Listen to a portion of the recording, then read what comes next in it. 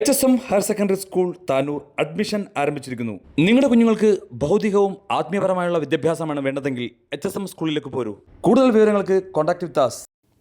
Petrol diesel വിൽപ്പനയ്ക്ക് നിയന്ത്രണം, ഇന്ധനവില വർധനയുണ്ടാകുമെന്ന അഭ്യൂഹങ്ങൾക്കിടയിൽ സംസ്ഥാനത്തെ പെട്രോൾ പമ്പുകളിൽ മൊത്തവിൽപ്പന നിയന്ത്രിക്കണമെന്ന നിർദ്ദേശവുമായി എണ്ണ കമ്പനികൾ. ഒരു ഉപഭോക്താവിന് പരമാവധി 200 ലിറ്റർ വരെ ഡീസലും 5000 രൂപ വരെ പെട്രോളും എന്ന പരിധി നിശ്ചയിക്കാനാണ് പമ്പ് ഉടമകൾക്ക് എണ്ണ കമ്പനികളുടെ നിർദ്ദേശം. ശരാശരി വിൽപ്പന കണക്കാക്കി പരിമിതമായ ദിവസങ്ങൾക്കുള്ള ഇന്ധന ശേഖരമാണ് ആഴ്ചകളായി പമ്പുടമകൾക്ക് ഇന്ധന കമ്പനികൾ നൽകുന്നത്. ക്രെഡിറ്റ് സംവിധാനം ഒഴിവാക്കിയതോടെ വാങ്ങുന്ന സ്റ്റോക്കിന് അനുസൃതമായി തുക മുൻകൂറായി നൽകണമെന്ന വ്യവസ്ഥയും പമ്പുകളിലെ ഇന്ധന ശേഖരത്തെ ബാധിക്കുന്നുണ്ട്. സംസ്ഥാനത്തെ 2500 പെട്രോൾ പമ്പുകളാണുള്ളത്.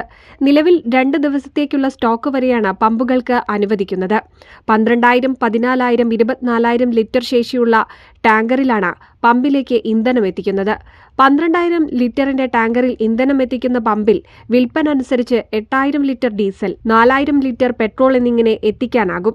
മോശമല്ലാത്ത കച്ചവടം നടക്കുന്ന പമ്പിൽ ദിവസേന ശരാശരി 2000 ലിറ്റർ പെട്രോളും 5000 ലിറ്റർ ഡീസലും വിൽക്കുമെന്നാണ് കണക്ക്.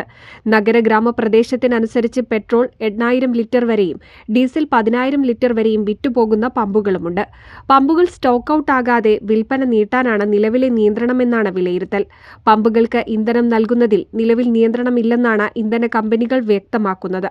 ഈ സ്ഥിതിയിൽ കൂടുതൽ ഉപഭോക്താക്കൾ എത്തുകയും സ്റ്റോക്ക് എത്താൻ വൈകുകയും ചെയ്താൽ പമ്പുകളിലെ വിൽപ്പന അവതാളത്തിലാകുമെന്ന് Kerala state petroleum traders association secretary MM Basheer പറഞ്ഞു.